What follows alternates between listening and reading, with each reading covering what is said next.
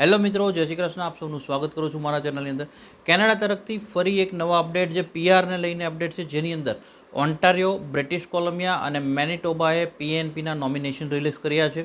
જેની અંદર હું વાત કરું તો ઓન્ટારિયો એપ્રોક્સિમેટલી 1287 એટલે કે 1287 અથવા 1300 લોકોને સિલેક્ટ કર્યા છે. એની સામે બ્રિટિશ કોલંબિયા 158 લોકોને નોમિનેશન્સ આપ્યા છે અને મેનિટોબાની વાત કરીએ તો 150 લોકોને નોમિનેશન્સ આપ્યા છે. દરેક પ્રોવિન્સના અલગ અલગ જે પીએનપી પ્રોગ્રામ ચાલતા હોય એની અંદર જે અલગ અલગ સ્ટ્રીમ્સ ચાલતી હોય છે એની અંડરમાં સિલેક્શન કર્યા છે. તમે કઈ સ્ટ્રીમની અંડરમાં આવો છો એ જોવા માટે હું તમને ડિટેલ આપું એ પ્રમાણે તમે ચેક કરી શકો છો કે જો આ સ્ટ્રીમની અંડરમાં તમે બી હો છો તો તમને બી સિલેક્શન મળવાના પ્રોપર ચાન્સીસ છે.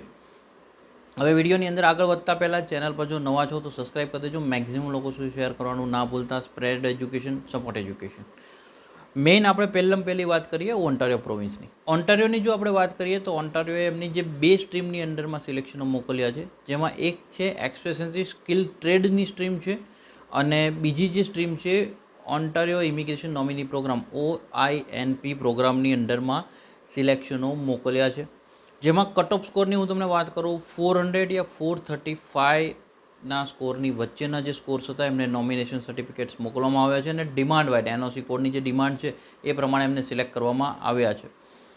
તમે બી જો એક્સપ્રેસ એન્ટ્રી ફાઇલ લગાવો છો, કદાચ CC ક્લાસ નથી લગાવતા અને એક્સપ્રેસ એન્ટ્રી ફાઇલ લગાવો છો અને જો તમારે ઓન્ટારિયોનું સિલેક્શન જોતું હોય તો આ એક ખાસ પોઈન્ટ છે કે તમારે ઓલ પ્રોવિન્સીસ સિલેક્ટ નથી કરવાનું, તમારે ઓનલી ઓન્ટારિયો સિલેક્શન કરજો તો જ તમને નોમિનેશન આવશે.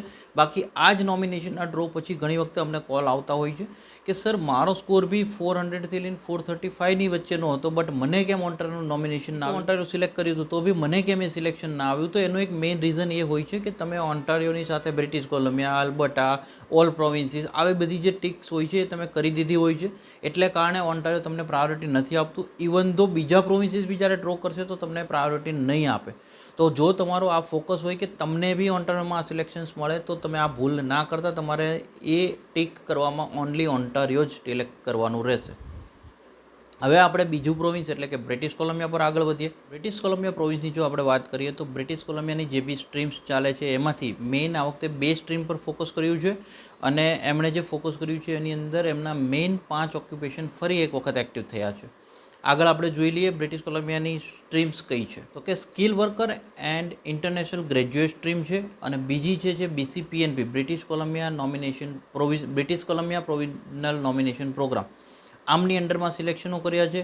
ફોકસેબલ ઓક્યુપેશન્સ કયા છે, તો કે ચાઇલ્ડ કેર એજ્યુકેશનને ફોકસ આપવામાં આવ્યું છે, હેલ્થ કેરને ફોકસ આપવામાં આવ્યું છે, કન્સ્ટ્રક્શન વર્કર્સને ફરી એક વખત ફોકસ આપવામાં આવ્યું છે અને ટેક વર્કર્સ અને વેટરનરીવાળાને ફોકસ કરવામાં આવ્યા છે.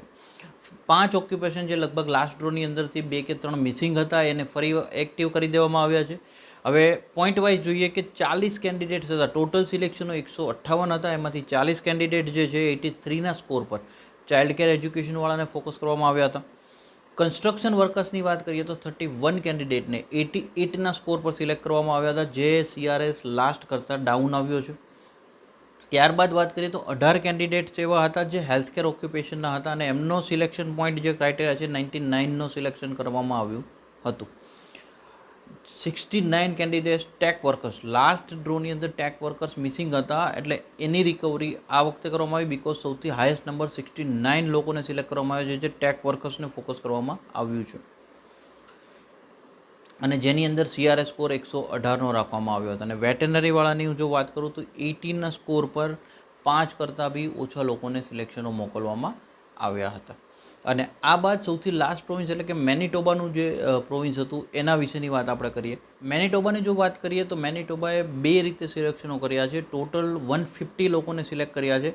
એની અંદર ઇન્ટરનેશનલ એજ્યુકેશન સ્ટ્રીમ ની અંદર 126 લોકો એટલે કે પ્રાયોરિટી જે છે એ મેનિટોબામાં સ્ટડી કરવાવાળા વિદ્યાર્થીઓ પર આપવામાં આવી છે, જે હું લગભગ ઘણા વિડીયોમાં બી તમારી સાથે શેર કરતો રહ્યો છું કે તમે જો કેનેડામાં છો તો CEC ક્લાસ એટલે કે કેનેડિયન એક્સપિરિયન્સ ક્લાસ છે, પછી ભલે મેનિટોબા હોય, આલ્બર્ટા હોય યા બ્રિટિશ કોલંબિયા હોય, પ્રાયોરિટી તમારી લોકોની અત્યારે વધારે દેખાઈ રહી છે.